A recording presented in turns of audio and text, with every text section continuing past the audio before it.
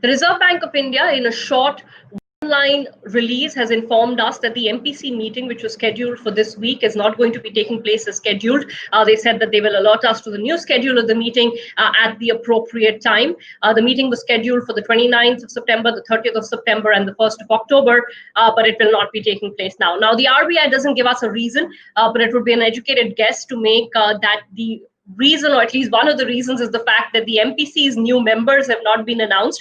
Three external members on the MPC saw their tenure end in September. The August MPC meet was their last, and we were hoping for the government's announcements to be made anytime before September 29th. In fact, even in the last few days, the expectation was that the announcement would come one day before the MPC begins on Tuesday. The announcement has not come, so we are presuming that that is the reason for the delay in the MPC meet. Now, it could be argued that it makes little difference from a macroeconomic standpoint, whether you change interest rates this week or 10 days down the road, or actually in the case of this time's meeting, whether you announce the status quo on the 1st of October or another few days later. It probably makes precious little difference from an economic standpoint.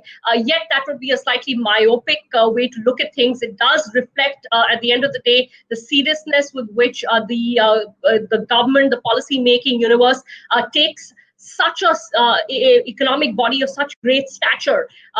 These are appointments which needed to be made well in time, so that markets had visibility on who is coming in, and if required, make their judgments on which way the committee would swing with the new members. But the government did not do that, and even at the last minute, those appointments have not actually come through. Now, it is important to also point out that this is perhaps not the first time when we've seen important appointments actually get delayed. The RBI Deputy Governor, DG Vishwanathan, stepped down a while back. We don't have an appointment for him. It took a while for the government to announce the replacement for DG Viralacharya, and Michael Patra's appointment came after a few months. If you look away from the Reserve Bank of India, public sector banks are often without CEOs for months on end until finally some appointment is made.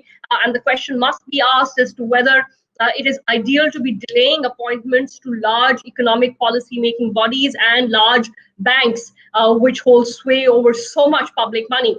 And that's the reason we're flagging this off. The MPC announcement will probably come in due time. The MPC will take place in due time. Yet it does reflect a lack of seriousness with which we approach even the most senior policy making bodies in the economy.